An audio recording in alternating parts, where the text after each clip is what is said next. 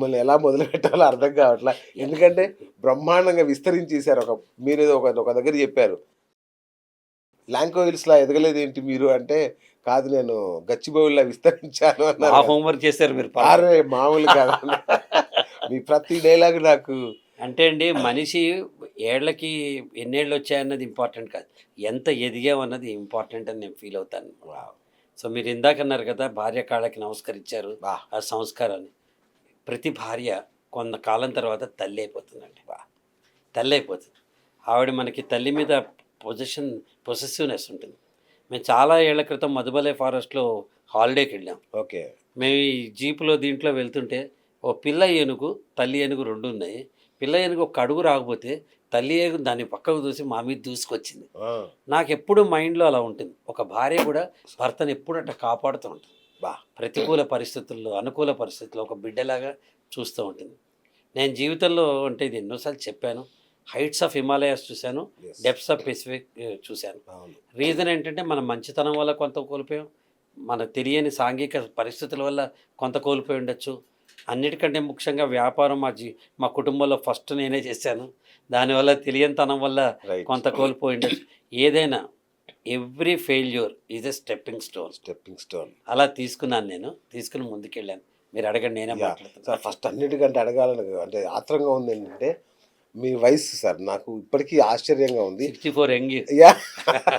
అంటే ఎట్లా మెయింటైన్ చేస్తున్నారు? ఏం ఏమైనా మెయింటైన్ సీక్రెట్ ఫుడ్స్ గాని, ఆయుర్వేద వనమూలికలు? శుభ్రంగా అన్నం తింటా. I'm a vegetarian by birth. Okay. శుభ్రంగా అన్నం తింటా, ఆవకాయ వేసుకుంటా, నెయ్యి వేసుకుంటా తింటా. పొద్దున పూట రాజులా తింటా. మధ్యాహ్నం పూట టిఫిన్ మాత్రమే తింటా. అచ్చా! రాత్రికి చాలా కొంచెం తింటా. ఓకే. ఇదే ఈ సీక్రెట్. సూత్రం పాటిస్తే చాలు.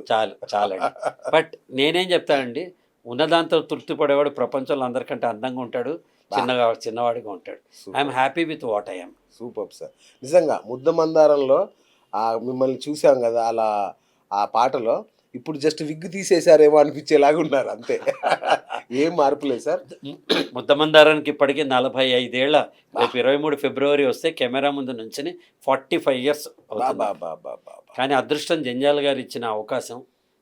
మామూలు సాదాసీదా ఓల్డ్ సిటీ హైదరాబాద్, అజంపురా, ఆ! ఇక్కడ పుట్టా ఇక్కడ పెరిగా. అచ్చా! ఆల్ ఆఫ్ ఎ సడన్ నువ్వు హీరో అన్నారు. అడిగా. అంటే ఇంకెట్లుంటుంది చెప్పండి. నిజం. నిజం. నేను ఏ ప్రొడక్షన్ ఆఫీస్కి ఫోటోలు ఇవ్వలేదు. ఆ! ఎక్కడి కోసం నాటకాలు వేసేవాళ్ళం, రేడియో వేసేవాడు, బా! యువాళ్ళలో వేసేవాడిని. కానీ సినిమా హీరో అవుతాను అనుకోలే. హ్యాట్స్ ఆఫ్ టు మై గురు జంజాల్ గారు. సార్ నాకంటే ఒకటి ఎక్కడో చదివాను నేను. ఎక్కడ ప్రారంభించాలో తెలుసు గానీ, ఎక్కడ ముగించాలో తెలిసిన వాడే విజేత అని ఎక్కడో చదివాను. అది కరెక్ట్‌గా ఫ్రేజ్ నాకు. కరెక్టే. నేను ప్రారంభించింది హీరోగా ప్రారంభించాను. పర్సనాలిటీ డెవలప్మెంట్ స్పీకర్గా 50 ఏళ్ల నుంచి మాట్లాడుతున్నా. అవును. 50 ఏళ్ళు అంటే నా 8th క్లాస్ నుంచి ఇప్పటిదాకా మాట్లాడుతున్నా. అవును. ఈ సంవత్సరం అందరూ నటుడిగా 50 ఏళ్ళు సెలబ్రేట్ చేసుకున్న వాళ్ళు ఉన్నారు. అవును. బాలకృష్ణ గారు, నరేష్, అవును. అవును. జయసుధ గారు వీళ్ళందరూ నటుడిగా 50 ఏళ్ళు సెలబ్రేట్. నేను యాజ్ ఎ వక్తగా 50 సంవత్సరం సెలబ్రేట్ చేసుకుంటున్నాను.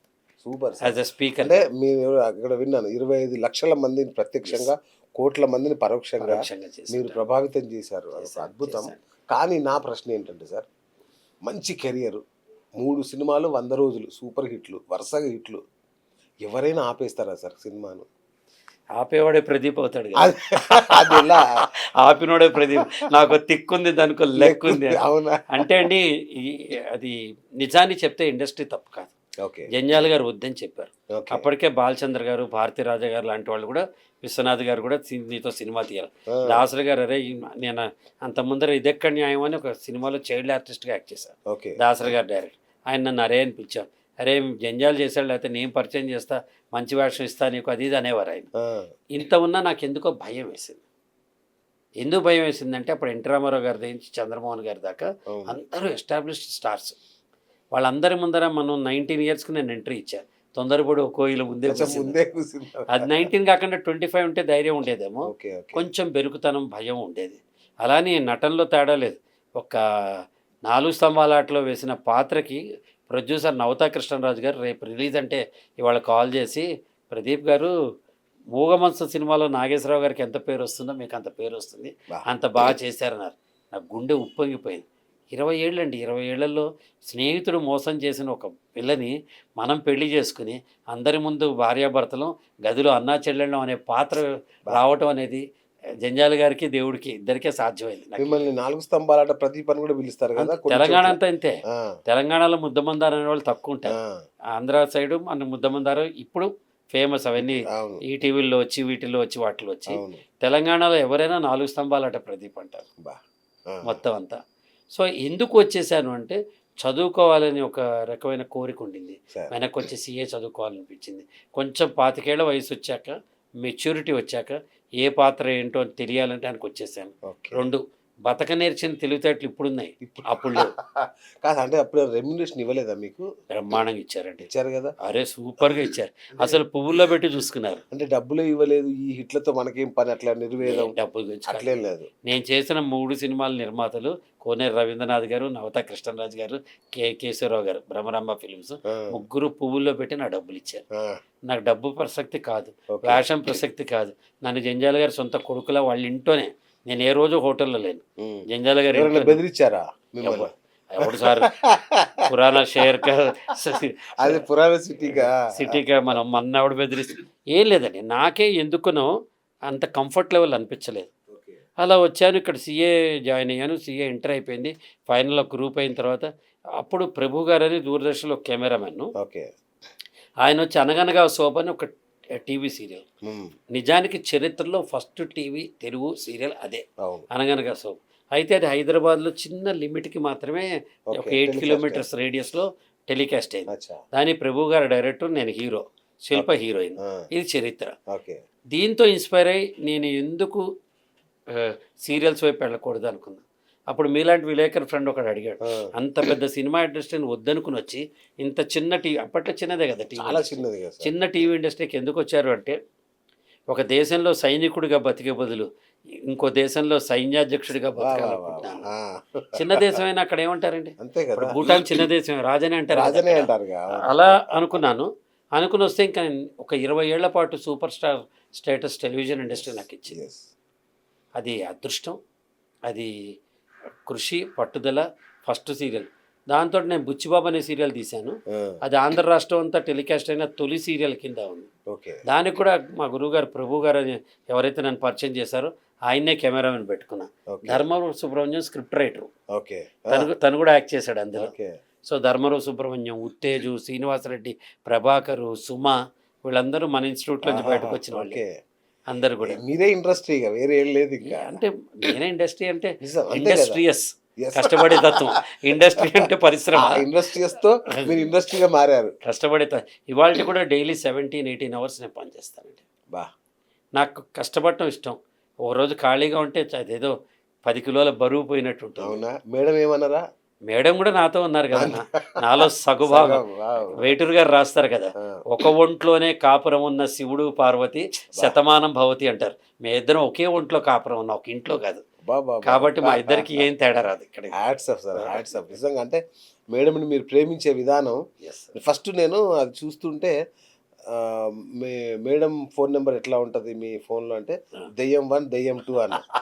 ఓ సార్ కూడా మేడం అంటే కోపంతోనే ఉండుంటారులే అనుకున్నాను లోపల. కాదండి, అంత ముందర అది ప్రోమోలో ఉంది. అదే. ఓంకార్ గారు ఏమడిగారంటే నిజం చెప్పకూడదు అన్నారు. అచ్చా, నిజమే చెప్తే నేను ఆవిడ దేవత అని చెప్పాలి, అచ్చా అచ్చా, ఓకే. నిజం చెప్పకూడదు అన్నాడు. అది ప్రోమోలో వేయలా, ఓకే. వాళ్ళు సరదాగా జనాన్ని ఆ, అట్రాక్ట్ అదే. చేయడానికి. అచ్చా, అయితే మీ ఫోన్లో ఏమని ఉంటుంది ఇంతకి? సరస్ మై హార్ట్ అని ఉంటుంది. Oh, okay okay. My heart pounds for my sorrows. Wow, నిజంగా సార్ అద్భుతం. నేను అది చూసి అనుకున్నా, అదే సార్ ఏంటి ఓకే ఆయన కూడా మనలాంటి వాడే అనుకున్నా. కట్ చేస్తే మీరు నమస్కారం చేసేసరికి ఇక నేను గూస్ బంప్స్. అంటే అండి నేను అది ఆ సీరియల్లో కూడా చెప్పాను. Yes sir. మట్టి మనిషి సీరియల్ తీసాం అక్కినేని నాగేశ్వరరావు గారితో. అవును.